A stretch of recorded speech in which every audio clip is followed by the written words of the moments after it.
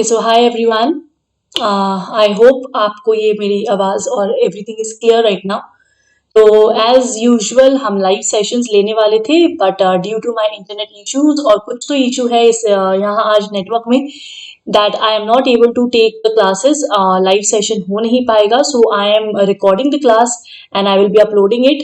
तो I hope आप लोगों को अच्छे से ये क्लास समझ में आ जाए एंड आपको पता है अगर आपको कोई भी डाउट है you can let me know about that doubts in the comment and I try my best कि मैं वो सारे डाउट्स आपके क्लियर कर सकूं within the day, not even a day. I try to address them within hours. Okay, so आपके जो भी डाउट्स हैं छोटे से छोटी डाउट्स आप मुझे पूछ सकते हैं in the comment section or I have provided with the telegram group. Okay, so you can join that group जिसमें मैं नोट्स प्रोवाइड करती हूँ और जितने भी मेरे हैंड रिटन नोट्स हैं अगर आपको चाहिए तो आप उस ग्रुप को ज्वाइन कर सकते हैं एंड वहां पे मेरे सारे notes everything is available there. Okay, and बहुत ही जल्द मैं BCK के चैप्टर नंबर 3 के एक कंसाइज वीडियो बनाने वाली हूँ regarding the tips and tricks to remember the names the heads of the companies and everything.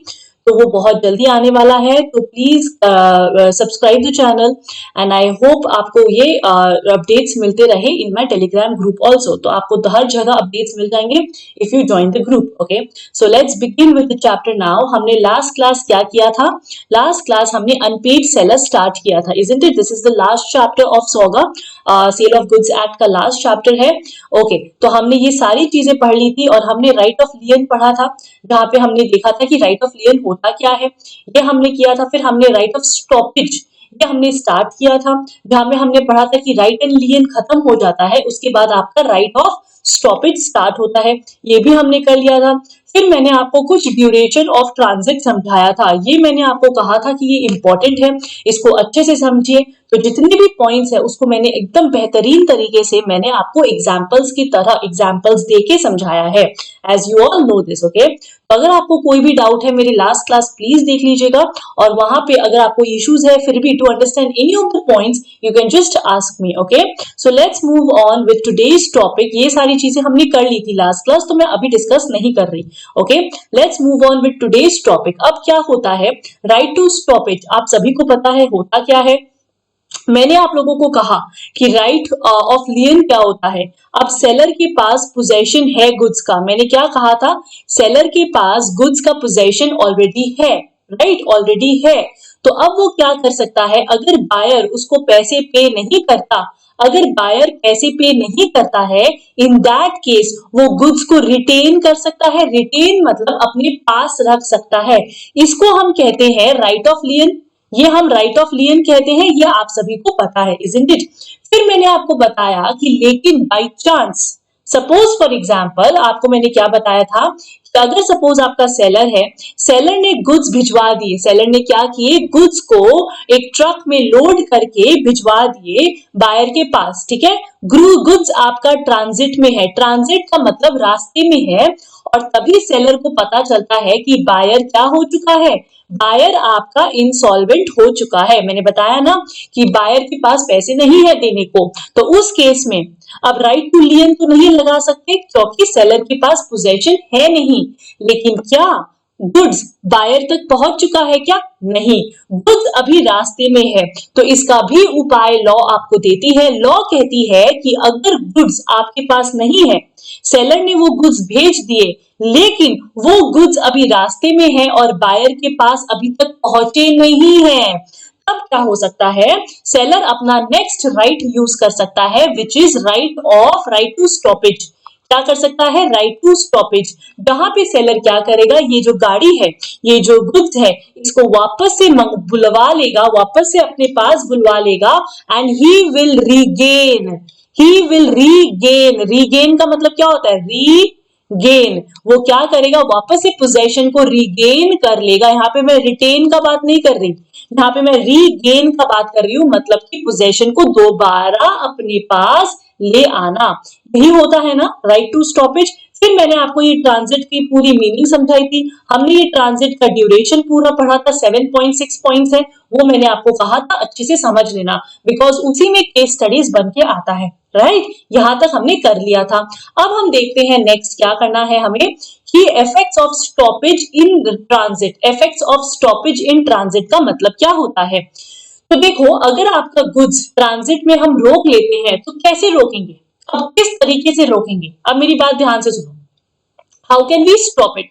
तो प्लीज देखो, अब सेलर क्या करेगा, सेलर ने गुड्स को भिजवाए राइट बायर तक। यहाँ पे आपका कैरेज है, क्या है यहाँ पे आपका एक कैरेज है। Sorry for the drawing, okay, because मेरी हैंडराइटिंग भी अच्छी नहीं है और मेरी ड्रॉइंग भी इतनी कोई खास नहीं है, and I can not improve right now, okay, drawing in this sense कि ये सब मैं थोड़ी सी मुझे दिक्कत आ जाती है when I teach, okay, because I am very, I just teach. तो यहाँ पे देखो, सेलर है, बायर है। अब यहाँ पे क्या होता है, यहाँ आपका कैरिज है, क्या है, जहाँ पे आपका गुड्स है, रास्ते में गुड्स है। अब सेलर को अगर वापस से सामान मंगवाना है, वापस से रिगेन करना है पोजेशन, तो नंबर वन चीज वो क्या करेगा, वो कॉल करेगा कैरियर को। कैरियर को कॉल करके वो क्या बोलेगा कि भाई साहब गाड़ी को वापस ले आओ। वो कॉल बैक कर लेगा गुड्स को, मतलब कि वो गुड्स को रिगेन कर लेगा, गुड्स को वापस बुला लेगा राइट। तो वो कैरियज को क्या करेगा, वापस बुला लेगा रास्ते के बीच में से ही। मेरी बात समझ में आ गई?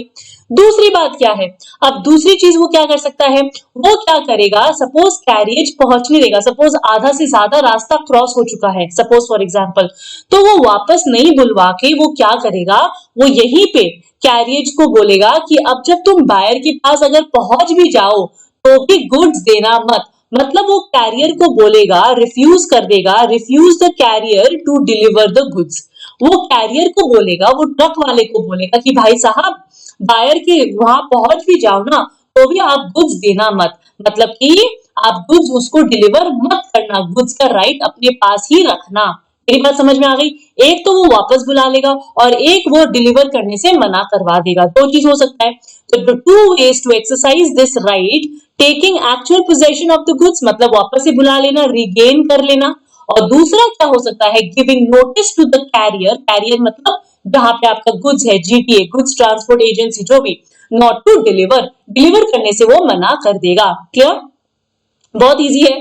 आगे देखो अब क्या होता है, अब notice must be given by seller to the carrier और other bailee in possession of the goods. अब एक बात बताओ, नोटिस तो देना पड़ेगा ना सेलर को, कैरियर को बताना पड़ेगा ना, वो ट्रक ड्राइवर को तो बताना पड़ेगा कि भाई साहब गुड्स को डिलीवर नहीं करना है। तो नोटिस देना बहुत जरूरी है, कैरियर को बताना बहुत जरूरी है, कम्युनिकेट करना बहुत जरूरी है, तभी कैरियर रुकेगा, वरना तो कैरियर डिलीवर कर देगा। ठीक है, ये तो सिंपल सी बात थी। नेक्स्ट क्या है, मैम सपोज फॉर एग्जाम्पल, अब आपका क्वेश्चन आएगा कि मैम सपोज फॉर एग्जाम्पल, अब इसने क्या किया, यहाँ पे इसने क्या किया, ये जो सेलर है, सेलर ने क्या किया, बायर ये जो कैरियर है, कैरियर को वापस बुला लिया, ठीक है ना, गुड्स को वापस बुला लिया। जब एक बार डिलीवरी कर रहा था ना, तब ये कैरियर 1000 रुपीज ले रहा था डिलीवर करने का, ठीक है। अब इसने वापस बुला लिया, सपोज वापस बुलाने के बाद 2 दिन बाद बायर पेमेंट कर देता है, बायर आपका पेमेंट कर देता है, तो अब क्या होगा, अब सेलर को तो गुड्स वापस से ट्रांसफर करना पड़ेगा ना, सेलर को अगेन डिलीवर करना पड़ेगा, डिलीवर अगेन करना पड़ेगा। तो अब वापस से ये जो कैरियर है, क्या ये पैसा नहीं लेगा क्या? ऑफ कोर्स, ये फिर से 1000 रुपीज लेगा। यहाँ पे तो इसने लिया था, फिर से आपने वापस बुला लिया, लेकिन जब पेमेंट मिल जाएगा, जब वापस से सेलर रीडिलीवर करवाएगा, तब कैरियर जो है, ये आपका जो कैरियर है, कैरियर का मतलब पता ही है, जहां पे जो ट्रक वगैरह जो हम जिससे सामान भिजवाते हैं, जो कैरियर है वो फिर से आपसे डिलीवरी का पैसा लेगा ना। तो ये जो डिलीवरी का एक्सपेंसेस है वो कौन बेयर करेगा, ये एक्सपेंसेस कौन बेयर करेगा, लॉजिक के हिसाब से किसको करना चाहिए, सेलर को, क्योंकि सेलर ने वापस मंगाया है तो सेलर ही इसको क्या करेगा, बेयर करेगा। तो expenses of redelivery shall be borne by the seller, seller खुद उसको बेयर करेगा। समझ में आया ना? नेक्स्ट देखो, अब मैंने आपको राइट ऑफ लियन और राइट ऑफ स्टॉपेज दोनों पढ़ा दिया है, दोनों के बीच में अब डिफरेंसेस देख लेते हैं। बहुत ही माइन्यूट सा डिफरेंस है, बहुत ही अच्छा डिफरेंस है, और जो मैं पढ़ाते पढ़ाते आपको ऑलरेडी बता चुकी हूँ, लेकिन फिर भी हम एक बार कर लेते हैं, ठीक है। Now see difference between right of lien and right of stoppage in transit क्या क्या है।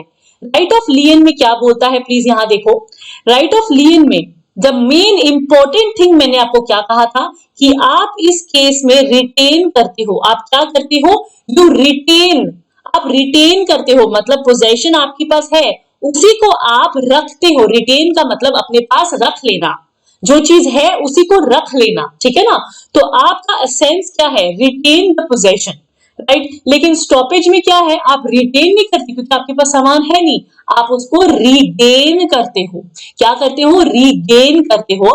तो ये दोनों वर्ड्स को ऐसे गोल कर दो ताकि आपको एग्जाम के रिवीजन के टाइम पे आपको खाली ये वर्ड्स देखना है, ज्यादा कुछ नहीं। देखो रिवीजन जब आप करो ना एग्जाम के टाइम पे, मेक श्योर करना कि आपका एक पेज में 1 मिनट से ज्यादा न लगे। 1 मिनट भी क्या, 40 सेकेंड्स, एक पेज 40 सेकेंड्स। क्यों, क्योंकि आपको हाईलाइटेड होना चाहिए सारे इंपॉर्टेंट पॉइंट्स, बगल बगल में लिखे होने चाहिए। जब आप रिवाइज करते रहोगे तो उसको हाईलाइट करके रखो, उसको पढ़ते आपको याद आ जाना चाहिए। इतना अच्छा कर लो अपना लॉ का प्रेपरेशन कि ये रिटेन वर्ड का गोला देख के आपको समझ में आ जाए कि ये क्या कह रहा है, पूरी पूरी सेंटेंसेस पढ़ने की जरूरत न पड़े।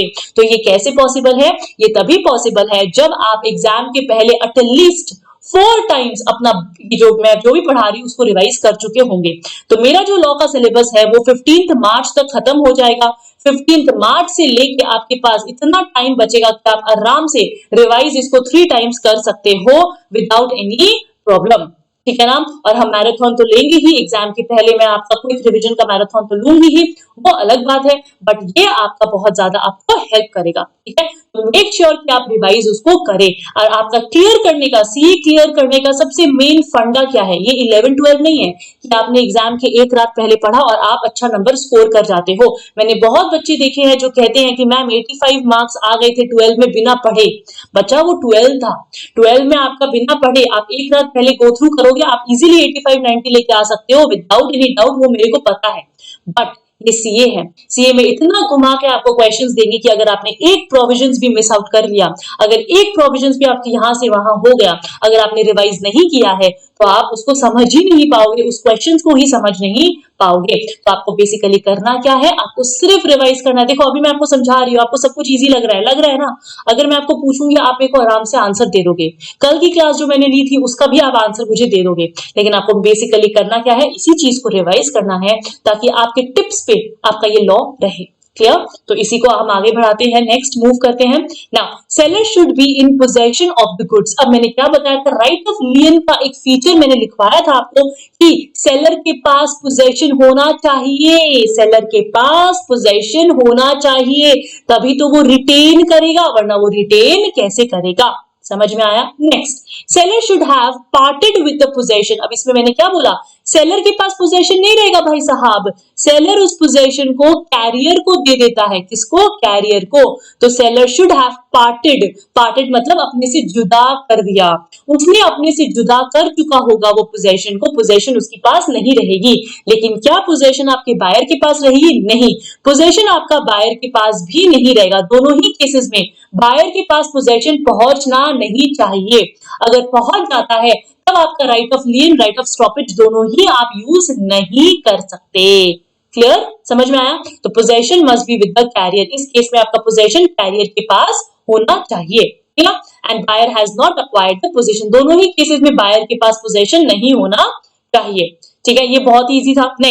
नेक्स्ट डिफरेंस क्या है, it can be exercised even when buyer is not insolvent. मतलब क्या हुआ, सपोज फॉर एग्जांपल सेलर है, बायर है, अब आपके पास पोजेशन है, पोजेशन आपके पास ही है, बायर ने क्या किया, पैसे देने से मना कर दिया, या फिर सेलर को लग रहा है बायर के हाव भाव से कि वो पैसे नहीं देगा, तो बायर सेलर क्या कर सकता है, पोजेशन अपने पास रख सकता है, रिटेन कर सकता है, राइट ऑफ लियन ये यूज कर सकता है। लेकिन स्टॉपेज कब कर सकता है, वो स्टॉपेज तब तक नहीं कर सकता जब तक कि बायर का कंफर्मेशन नहीं आ जाता कि वो इंसॉल्वेंट है।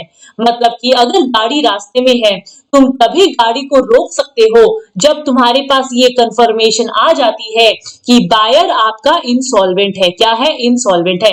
Can be exercised only when the buyer is insolvent, buyer आपका इंसॉल्वेंट है, पैसे देने लायक नहीं है, तो फिर आप गाड़ी को रुकवा सकते हो उसी समय। Clear. Now right of stoppage begins when the right of lien ends, जहां पे आपका राइट ऑफ लियन एंड होता है, क्योंकि पोजेशन सेलर के पास था। प्लीज सुनना, पोजेशन सेलर के पास था तब तो आपने राइट ऑफ लियन दिया, जैसे ही पोजेशन कैरियर के पास चला गया तो राइट ऑफ लियन तो यूज कर नहीं सकते, तो अब क्या यूज कर सकते हो, अब राइट ऑफ स्टॉपेज यूज कर सकते हो। तो राइट ऑफ स्टॉपेज कब बिगिन होता है, जब आपका राइट ऑफ लियन एंड हो जाता है।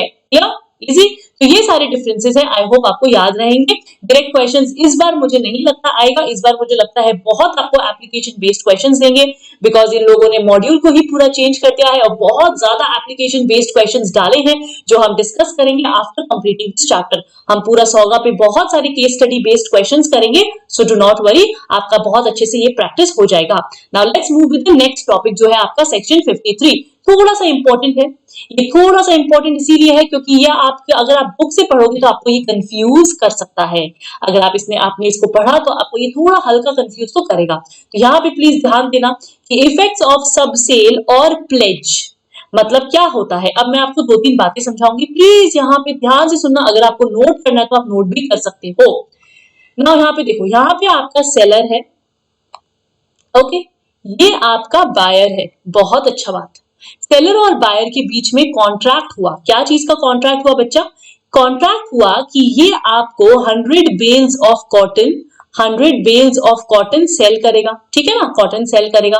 बायर ने बोला ओके। अब होता क्या है कि ये जो गुड्स है, ये गुड्स ये इसको डिलीवर करेगा ना, गुड्स तो इसको डिलीवर करेगा, लेकिन पहले ही पता चल जाता है, पहले यहाँ पे पता चल जाता है या फिर कैरियर में डालने के बाद पता चल जाता है, जो भी, कि बायर आपका इंसॉल्वेंट हो चुका है, बायर आपका इंसॉल्वेंट हो चुका है। तो अब सेलर के पास राइट है ना, ये 2 राइट्स यूज कर सकता है, राइट ऑफ लियन और राइट ऑफ स्टॉपेज। ये दोनों राइट वो यूज कर सकता है और सामान को अपने पास रख सकता है ना। लेकिन हुआ क्या, इसमें एक कहानी में ट्विस्ट हो गई। ट्विस्ट क्या आई कि ये जो बायर है ना, इसने क्या किया, थर्ड एक और बायर्स के साथ डील कर ली थी। इसने क्या किया, एक और बायर के साथ इसने डील कर ली, इसने ये कॉन्ट्रैक्ट कर लिया टू सेल, क्या, 100 बेल्स ऑफ कॉटन बेचने का, ठीक है ना। इसने एक और बायर के साथ कॉन्ट्रैक्ट कर लिया था for consideration to sell 100 bales of cotton. मेरी बात समझ में आ गई, ठीक है। अब गाड़ी तो रास्ते में है, इसने इसके साथ कॉन्ट्रैक्ट कर लिया। अगर ये गाड़ी को वापस बुला लेता है, अगर ये सेलर गाड़ी को वापस बुला लेता है तो क्या ये बायर को नुकसान नहीं होगा? क्या होगा। लॉ क्या कहती है, अगर इस बायर ने, जो ओरिजिनल बायर है, इसको हम ओरिजिनल बायर कहेंगे, अगर इस ओरिजिनल बायर ने बिना सेलर के परमिशन के, विदाउट, क्या लिखेंगे हम, without the permission of seller, अगर उसने सबसेल किया, मतलब उसने फिर से सबसेल किया या फिर प्लेज किया, प्लेज मतलब कि कहीं गिरवी रखना, अगर उसने सेलर का परमिशन के बिना अगर कॉन्ट्रैक्ट करता है वो, तो इस कॉन्ट्रैक्ट का कोई मायना नहीं रह जाता। ये जो सेलर है वो फिर भी अपना ये राइट ऑफ लियन और स्टॉपेज यूज कर सकता है, कैन यूज दिस राइट, और सामान को वापस बुला सकता है, मंगवा सकता है। समझ में आया? क्योंकि बायर ने परमिशन नहीं ली थी। लेकिन अगर यही एग्जाम्पल में मैं ऐसे लिख दूं कि जो बायर है उसने असेंट लिया था, असेंट का मतलब होता है अप्रूवल, उसने अप्रूवल लिया था सेलर का कि भाई साहब मैं आपको पेमेंट तभी कर पाऊंगा जब मैं ये सामान को बेचूंगा, मतलब बायर 2 को बेचूंगा। तो सेलर ने कहा ठीक है, तुम क्या करो, तुम बायर 2 को ये सामान बेच दो, कोई दिक्कत नहीं है, बेच देना, कोई दिक्कत नहीं है। तब जाके बायर ने कॉन्ट्रैक्ट किया था दूसरे सेलर के साथ, दूसरे बायर के साथ। तो इस केस में सेलर अब क्या कर सकता है, अब right of lien and stoppage use नहीं कर सकता, अब वो यूज नहीं कर सकता। क्या मेरी बात समझ में आ गई? अब ये यूज नहीं कर सकता क्योंकि अब उसको भेजना पड़ेगा, क्योंकि उसने अप्रूवल ले लिया है। तो प्लीज यहां देखो मैंने क्या लिखा है, यहां देखो everyone, right of lien and stoppage cannot be exercised if the seller has assented का मतलब approved, if the seller has approved the buyer to resale and pledge, मतलब राइट ऑफ लियन और स्टॉपेज आप एक्सरसाइज नहीं कर सकते अगर आपने अप्रूवल दे दिया बायर को कि भाई साहब तुम आगे बेच दो, आगे प्लेज कर दो, मैं सामान भिजवा दूंगा, और अगर उसी टाइम पे अगर सेलर बायर इंसॉल्वेंट हो जाता है तो फिर वो गुड्स ट्रांजिट में है और बायर ने प्लेज कर दिया, सेल कर दिया बायर 2 को, असेंट रिसीव्ड हुआ है क्या? यस। अगर आपका असेंट रिसीव्ड हुआ है then cannot exercise the rights तब वो राइट्स एक्सरसाइज नहीं कर सकता। लेकिन अगर नो असेंट रिसीव्ड नहीं हुआ है then he can exercise the right. समझ में आया ना? तब वो एक्सरसाइज कर सकता है राइट का। यही चीज मैंने आपको एग्जाम्पल में समझाई। आई होप आपको समझ में आया। अब इसी से रिलेटेड एक केस स्टडी है, प्लीज यहाँ इस केस स्टडी को हम देखते हैं। इस केस स्टडी में अगर आपको नोट करना है तो आप नोट कर सकते हैं। ठीक है, लेट्स मूव फर्दर। इस केस स्टडी में क्या कहता है? ये केस स्टडी जो है, ये केस स्टडी है आपका mount DF limited versus JJ provisions company limited. ठीक है ना, इसका केस स्टडी है। तो ये केस स्टडी याद रखना, आपके रेफरेंस में आपको यूज करना है। Got it? Let's move now next में देखते हैं यहाँ इस केस स्टडी को पढ़ते हैं अच्छे से कि इस केस स्टडी में लिखा क्या है and what are they trying to say. ठीक है, नाउ प्लीज देखो यहाँ पे होता क्या है।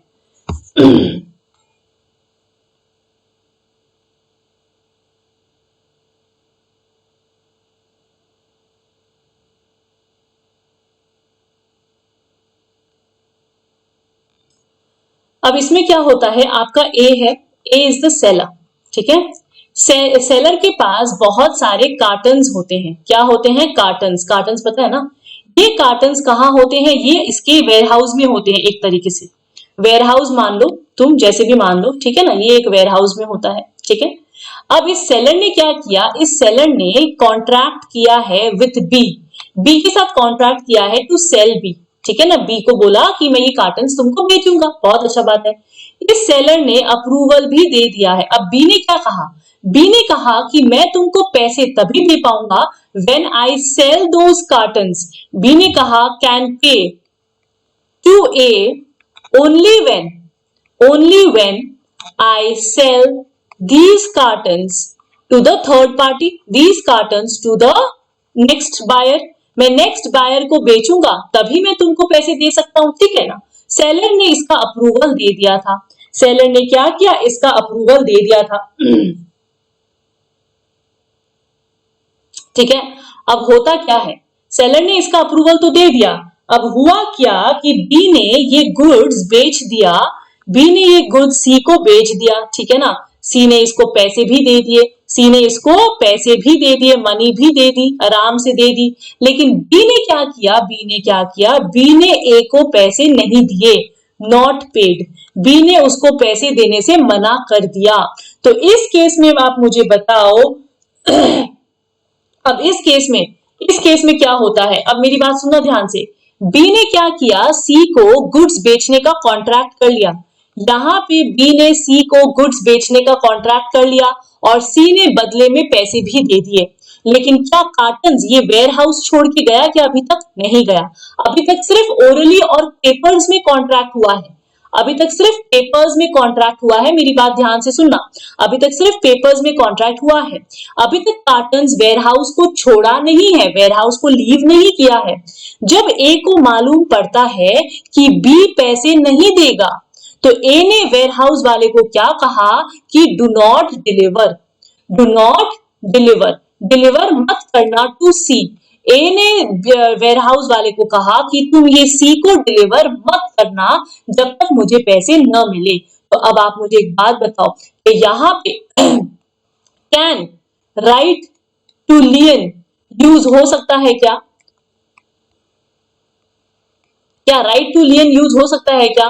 तो इसको देखने के लिए आपको सबसे एक नंबर क्वेश्चन जो आपको आंसर करना है वो क्या है?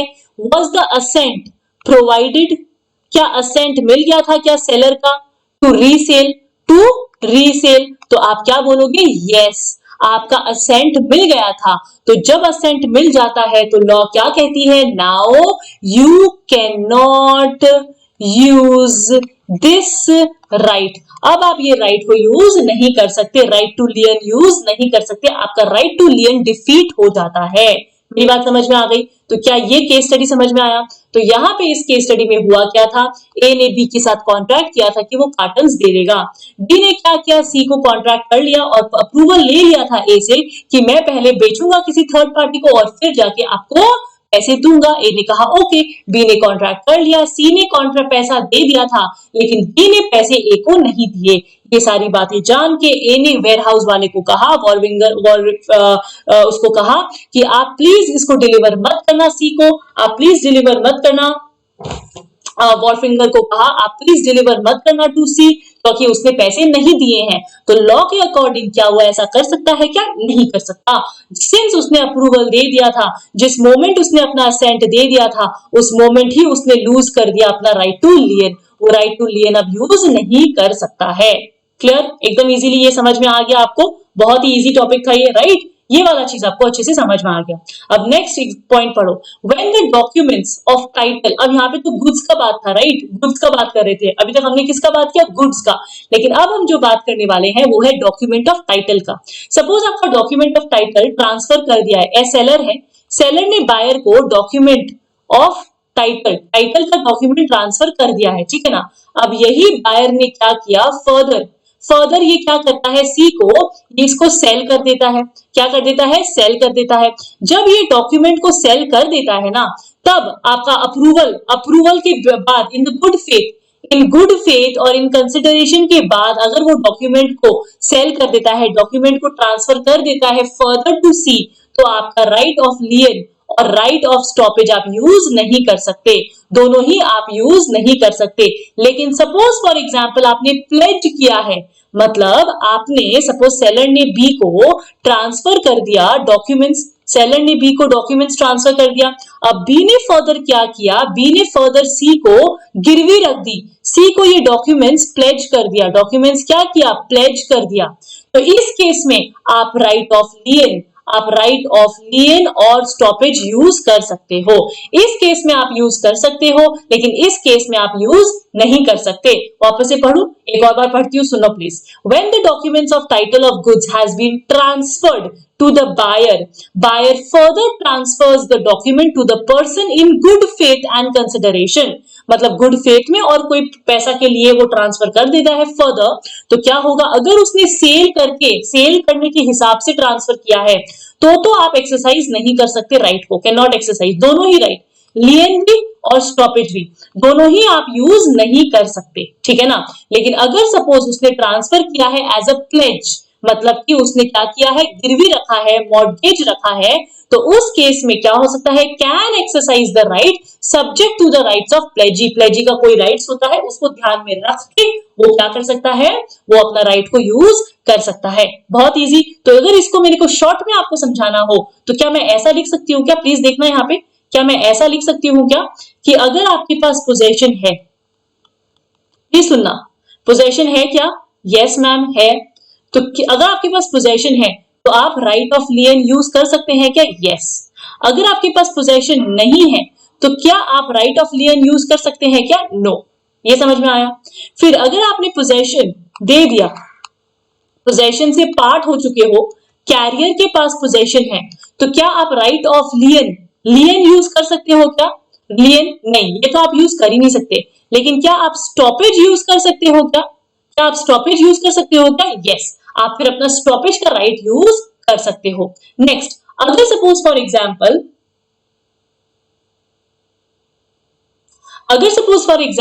आपका एक और चीज में क्या बता रही थी, हाँ, अगर सपोज फॉर एग्जांपल आपने सबसेल किया, ठीक है ना, सबसेल किया, तो क्या आपने असेंट लिया क्या असेंट दिया क्या आपने, सपोज बायर ने सबसेल कर दिया, यहाँ पे आपका बायर है, बायर ने क्या किया, सबसेल कर दिया, क्या बायर ने असेंट लिया क्या, अप्रूवल लिया क्या, यस लिया है। तो क्या अब सेलर अब राइट यूज कर सकता है क्या, राइट्स यूज कर सकता है क्या, नो, तब यूज नहीं कर सकता। लेकिन अगर उसने असेंट नहीं दिया है तब क्या वो राइट्स यूज कर सकता है क्या, यस कर सकता है। एक और चीज मैंने क्या समझाई थी आपको, डॉक्यूमेंट्स वाला, क्या समझाया था, डॉक्यूमेंट्स। नाउ डॉक्यूमेंट्स के केस में क्या होता है, क्या बायर ने उसको सेल किया है क्या, हाँ यस उसने सेल किया है, तो क्या राइट्स यूज कर सकते हैं क्या, नो नहीं कर सकते। लेकिन क्या उसने प्लेज किया है क्या, प्लेज करने के तरीके से यूज ट्रांसफर किया है क्या आगे, यस, तो क्या अब राइट यूज कर सकते हैं क्या, यस, अब आप राइट्स यूज कर सकते हो। तो क्या ये एकदम शॉर्टकट में मैंने बताया है, आपको समझ में आया, एकदम क्लियरली, इजी है एकदम, कोई भी दिक्कत नहीं है। इन केस फिर भी आपको डाउट है तो प्लीज मुझे बताइएगा, I will sort this out as well. Okay, let's move with the next topic जो है आपका राइट ऑफ रीसेल। अब राइट ऑफ रीसेल में मूव करते हैं, बहुत ही इजी है, मैंने आपको क्लास के स्टार्टिंग में 3 राइट्स बताए थे जो आपके सेलर के पास है, right of लियन, right of stoppage और एक था राइट ऑफ रीसेल। तो रीसेल और जान लेते हैं कि ये रीसेल होता क्या है, और बहुत ही इजी, बहुत ही क्विक है, विच इज सेक्शन नंबर 54। ये आपका सेक्शन नंबर 54 है। Let's move further. ये बहुत ही वैल्यूएबल राइट है, ये एक बहुत ही इंपॉर्टेंट राइट है। क्यों इंपॉर्टेंट है? बिकॉज देखो बच्चा, राइट ऑफ गुड्स को अपने पास रख के, गुड्स को वापस मंगवा के सेलर को क्या बेनिफिट होना है? सेलर को अगर फिर भी पैसे नहीं मिले तो क्या उसको कोई बेनिफिट होगा क्या? नहीं। लेकिन सेलर को एक तरीके से बेनिफिट हो सकता है, अगर उसने रीसेल कर दिया पूरे का पूरा। तो अगर रीसेल कर देता है तो उसको पैसे मिल जाएंगे ना, उसको तो पैसे ही चाहिए मेन। तो ये बहुत ही ज्यादा वैल्यूएबल राइट है जो सेलर को दिया गया है। लेकिन इसमें भी बहुत सारे कंडीशंस हैं जिसको हमें समझना है। तो लेट्स मूव ऑन। अब इसमें क्या क्या है वो चीज, एक दो चीज देखते हैं जल्दी जल्दी। The unpaid seller can exercise the right to resell the goods. वो एक्सरसाइज कर सकता है, वो रीसेल कर सकता है गुड्स को। लेकिन इसमें दो बातें हैं। क्या है वो दो बातें? एक आता है, गुड्स आपका पेरिशेबल है क्या? पेरिशेबल का मतलब क्या होता है?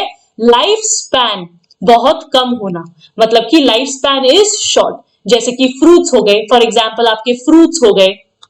अब फ्रूट को क्या महीने महीने रख सकते हो क्या? नहीं ना, वो तो 2 दिन 3 दिन बाद खराब हो जाने हैं। तो उसको तो उसी टाइम पे उसको इलाज चाहिए। तो अगर आपको पैसे नहीं दे रहा और ये आपका पेरिशेबल गुड्स है जो बहुत जल्दी खराब हो जाएगा, बहुत जल्दी डैमेज हो जाएगा, तो उस केस में लॉ ने क्या कहा कि सेलर रीसेल कर सकता है without giving notice to the buyer. Seller को अगर लगता है कि पैसे नहीं मिलने वाले तो वो रीसेल कर सकता है और उसको बायर को नोटिस देने की भी जरूरत नहीं है। नोटिस किस चीज की? किस चीज की नोटिस? Intention of selling. किस चीज की नोटिस? Intention of selling. मतलब उसको अपने नोटिस में बताना पड़ेगा कि भाई साहब आपने पैसे अगर नहीं दिए तो मैं ये सामान को बेच रहा हूं किसी और को। तो ये नोटिस देने की जरूरत नहीं है अगर आपके गुड्स पेरिशेबल है तो। क्लियर? एकदम समझ में आया? अगर आपके गुड्स नॉट पेरिशेबल है, अगर पेरिशेबल नहीं है, मतलब कि आप जैसे फर्नीचर हो गया, जैसे और बाकी के सामान हो गए जो आपके डैमेज नहीं होते हैं, जिनका लाइफ स्पैन ज्यादा होता है, तो उस केस में क्या होगा? प्लीज देखो, notice must be given. Notice आपको देना पड़ेगा, मस्ट बी गिवन, है ना। नोटिस किस चीज का? इंटेंशन का, कि आप बेच रहे हो। इंटेंशन टू सेल का नोटिस आपको देना पड़ेगा। अगर बायर फिर भी आपको पैसा नहीं देता आफ्टर रिसीविंग द नोटिस, अगर बायर डज नॉट पे with in reasonable time after receiving the notice, आपका नोटिस रिसीव करने के बाद भी वो अगर नहीं देता है तो क्या होगा? Seller can resale the goods. तो सेलर उसको रीसेल कर देगा। तो ये दोनों बातें समझ में आ गई। फर्स्ट पॉइंट जो मैंने आपको बताया था पेरिशेबल नॉन पेरिशेबल गुड्स का, ये दोनों बातें आपको समझ में आ चुकी है, right? Very good. I hope I am not going too fast. Okay, next क्या है? अब ये जो नोटिस है, ये नोटिस जो है is given to the original buyer about the resale. Resale के बारे में आप ओरिजिनल बायर को देते हो। And right of lien and stoppage has been exercised, the subsequent buyer gets the goods title. मतलब क्या होता है? मतलब होता है सेलर ने क्या किया? सेलर ने राइट ऑफ लियन यूज किया, कर लिया। हाँ, राइट ऑफ स्टॉपेज भी यूज किया होगा, या फिर दोनों में से एक यूज किया, कोई भी एक यूज कर लिया, ठीक है। इसका मतलब क्या हुआ? बायर पैसा नहीं दे रहा, सेलर ने क्या किया? इन दोनों राइट में से कोई भी एक राइट यूज किया है उसने। तो एक तरीके से बायर को उसने एक तरीके से वार्निंग तो दे दी ना कि भाई साहब गुड्स नहीं मिलेंगे अगर पैसे नहीं दिए तो। उसके बावजूद बायर आपका पैसा नहीं देता है, उसके बावजूद बायर आपका पैसा नहीं देता है, तो सेलर अगर बिना नोटिस के, विदाउट नोटिस, नो नोटिस, अगर विदाउट नोटिस वो बायर नंबर 2 को सेल कर देता है, रीसेल कर देता है, तो ये जो बायर नंबर 2 है ना, उसको गुड टाइटल मिलेगा। मतलब कि वो पूरा पूरा हकदार, पूरा पूरा ओनरशिप उसको उस गुड्स का मिल जाएगा। अब भले ही वो नोटिस दिया हो या नहीं दिया हो, दैट डजंट मैटर, लेकिन अगर उसने ये राइट्स यूज किया था और उसके बाद विदाउट नोटिस उसने बेच दिया, उसने सामान को बेच दिया, और जो जिसको बेचा है उसके पास ओनरशिप चली जाएगी। Subsequent buyer will get the good title, मतलब कि ओनरशिप उसको मिल जाएगी। मेरी बात समझ में आ गई? सब्सिक्वेंट बायर जो है उसको ओनरशिप पूरी अच्छे से मिल जाएगी। क्लियर? तो ये तो बहुत सिंपल सा पॉइंट था कि अगर उसने इन दोनों में से एक राइट यूज किया है तो विदाउट नोटिस भी अगर वो बेचता है तो ओनरशिप तो भाई साहब आपकी गई, तो ओरिजिनल बायर की ओनरशिप तो गई, ठीक है ना, वो दूसरे को मिल जाएगी। नेक्स्ट क्या है? As per the contract expressly mention the right of resale, no notice required. इसका मतलब क्या होता है? इसका मतलब होता है सेलर और बायर ने मिलके कॉन्ट्रैक्ट किया है, अग्रीमेंट किया है, अग्रीमेंट क्या किया है कि अगर बायर पैसा नहीं देता है, अगर बायर पैसा नहीं देता है तो सेलर वो सामान को रीसेल कर सकता है। अगर उन लोगों ने कॉन्ट्रैक्ट करते वक्त ही इस बारे में डिसाइड कर लिया था तो क्या फिर सेलर को नोटिस देना पड़ेगा क्या? क्या फिर सेलर को नोटिस कि हाँ मैं बेच रहा हूं देना पड़ेगा? नहीं।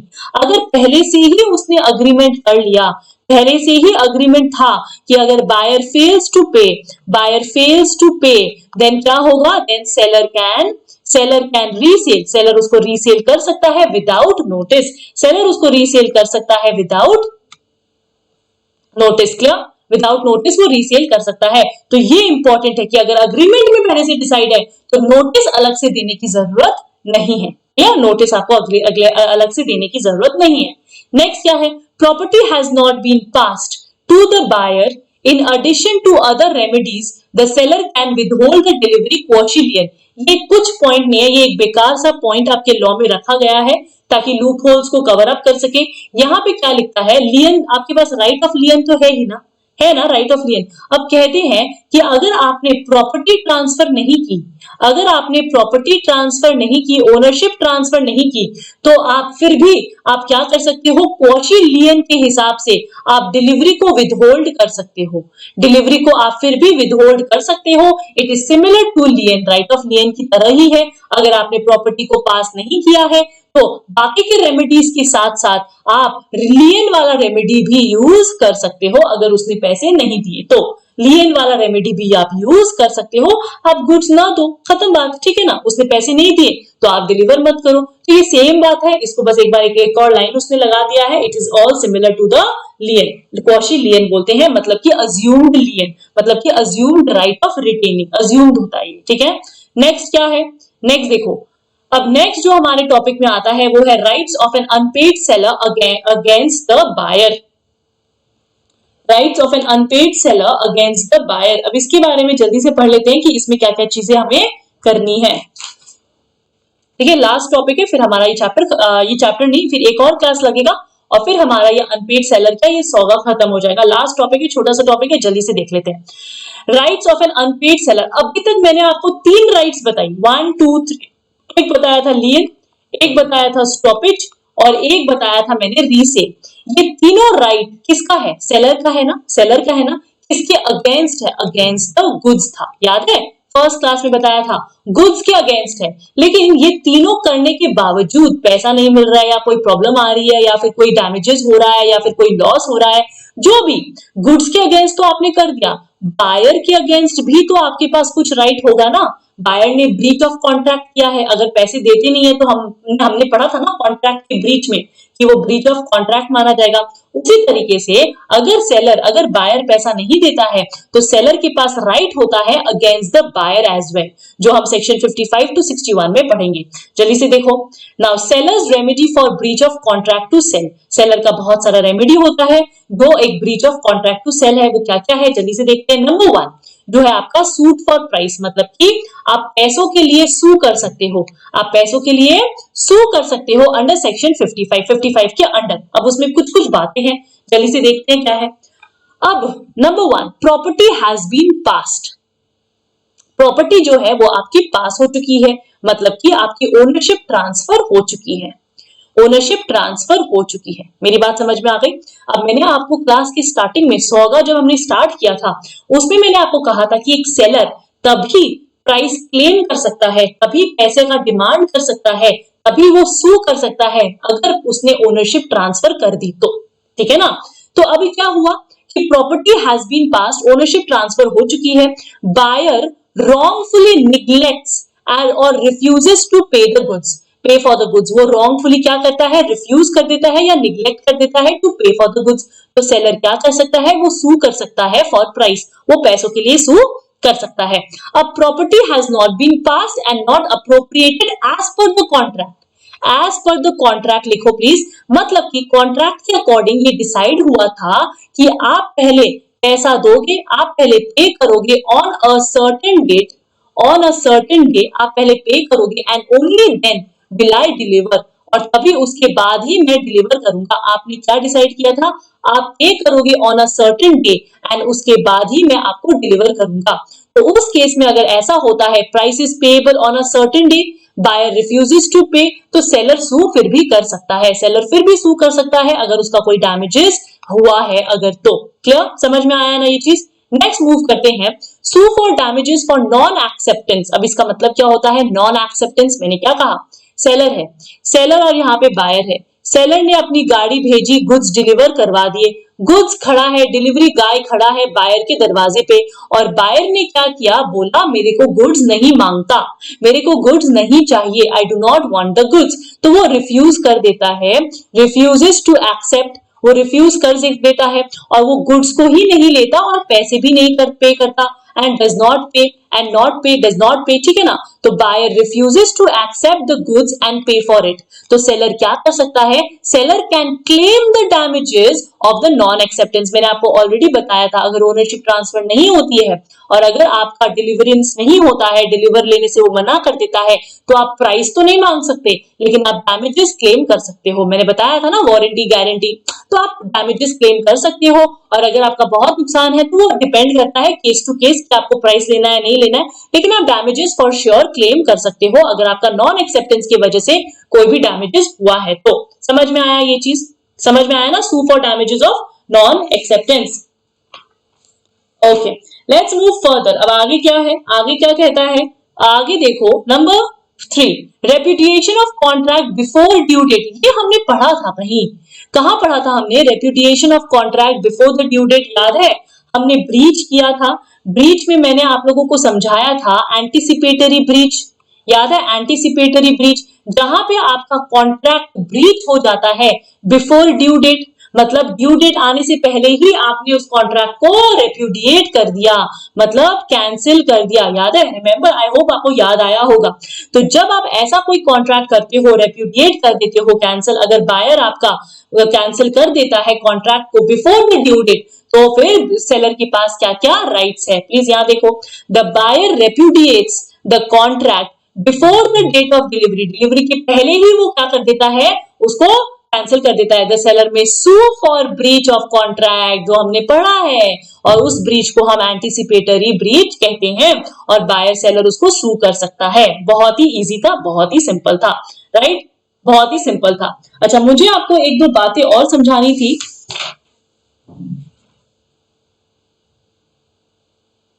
ओके, एक टॉपिक छूट गया है, लेट्स कंप्लीट दिस। एक टॉपिक छोटा सा छूट गया है, ये कंप्लीट करते हैं फिर मैं वापस से मूव ऑन करूंगी, ठीक है। Suit for interest. अब सूट फॉर इंटरेस्ट का मतलब क्या होता है, मतलब कि अगर आपने लेट डिलीवरी करी है, अगर आपने लेट डिलीवरी करी है, फॉर एग्जाम्पल अगर आपने लेट पेमेंट किया है, late payment not delivery, late payment करो प्लीज, अगर इसने आपने इसको लेट पेमेंट किया है तो क्या हो सकता है, तो क्या हो सकता है, इंटरेस्ट चार्ज कर सकते हैं। कैसे इंटरेस्ट चार्ज कर सकते हैं, प्लीज यहां देखना। अगर सपोज आपके अग्रीमेंट में लिखा है कि इंटरेस्ट आप चार्ज कर सकते हो, इंटरेस्ट चार्ज कर सकते हो, अग्रीमेंट में लिखा है, तो from the due date, from the due date, जब आपका ड्यू डेट था उससे टिल द पेमेंट डेट, तब तक आप क्या कर सकते हो, आप इंटरेस्ट चार्ज कर सकते हो एट एन अग्रीड परसेंटेज, जो भी आपका अग्रीड परसेंटेज है। अगर सपोज नो अग्रीमेंट, अगर अग्रीमेंट नहीं है, अगर अग्रीमेंट नहीं है तो भी लॉ कहती है आप इंटरेस्ट चार्ज कर सकते हो, एक इंटरेस्ट चार्ज कर सकते हो from the due date till the payment date तक आप कर सकते हो। फिर लॉ अलग से क्या कहती है, कभी कभी कोर्ट खुद, जो कोर्ट होती है वो खुद आपको क्या करेगी, आपको ऑर्डर देगी to charge interest according to the circumstances and the case. अगर सर्कमस्टांसेस और केस देख के वो भी क्या करेगी, इंटरेस्ट चार्ज करने का आपको राइट देती है। तो ये दोनों बातें समझ में आ गई। अगर अग्रीमेंट है तब तो वेल एंड गुड, नहीं है तो भी आप एक नॉमिनल इंटरेस्ट चार्ज कर सकते हो, नॉमिनल इंटरेस्ट चार्ज कर सकते हो, that depends upon the circumstances and the amount. Okay, अब मेरा एक टॉपिक छूट गया है जो मैंने आपको पेरिशेबल करवाया था, राइट, उसमें एक चीज आपको समझानी है जो मैं यहाँ लिख के नहीं लाई हूं, इसीलिए मिस आउट हो गया, जो आपको नोट करना है। तो यहाँ पे मैंने आपको क्या समझाया था, the unpaid seller can exercise the right to resell the goods. मैंने आपको कहा था कि गुड्स पेरिशेबल हो नॉन पेरिशेबल हो उसको आप बेच सकते हो, आपको नोटिस देना पड़ेगा नॉन पेरिशेबल के वहां पे।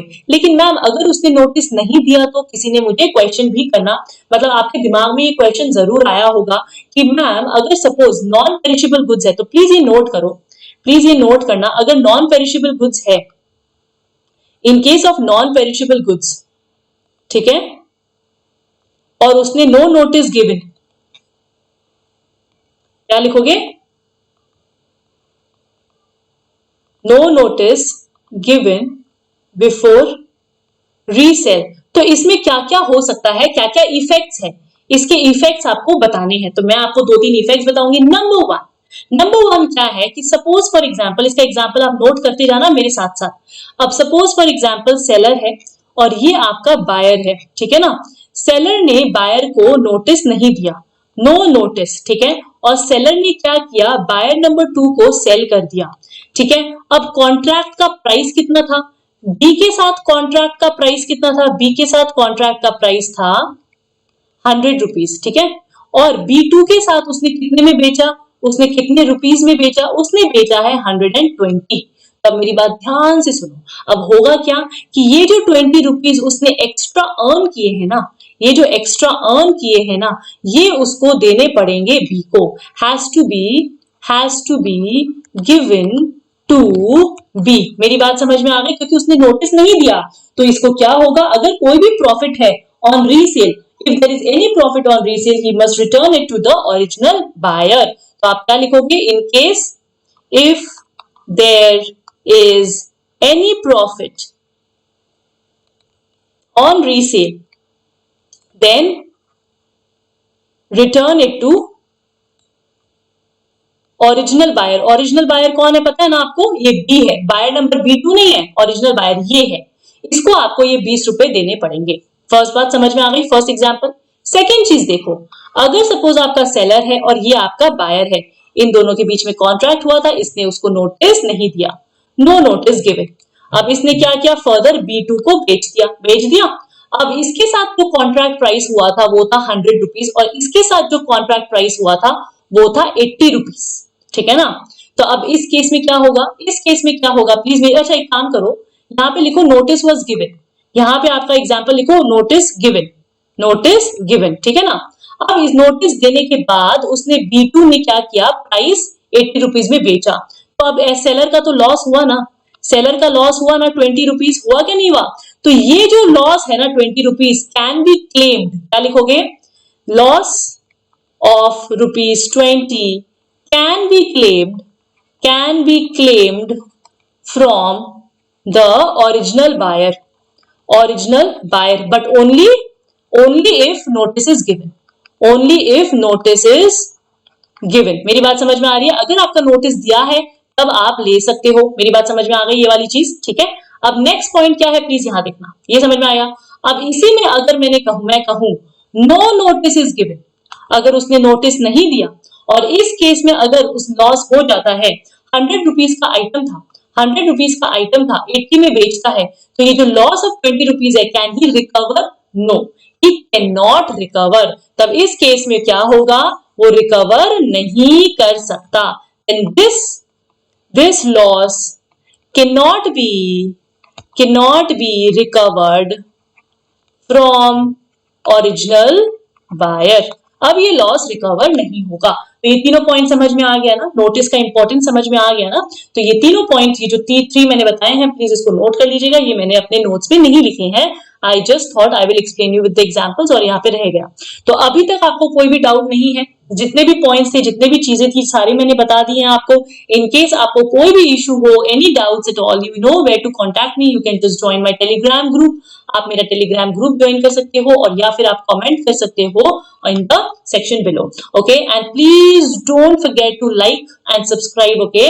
जस्ट लाइक कीजिए एंड सब्सक्राइब कीजिए, ताकि मैं और हेल्प कर सकूं आप लोगों को, and I can come up with new chapters. अगर आपको कोई और पर्टिकुलर चैप्टर है, पर्टिकुलर टॉपिक है जिसमें आपको हेल्प चाहिए कि मैम इसमें थोड़ा हेल्प चाहिए तो I can make a video on that as well. CA foundation से रिलेटेड मैथ्स को छोड़ के अगर आपको कोई पर्टिकुलर टॉपिक या सब्जेक्ट में कोई इशू है तो please let me know, I will come up with the video.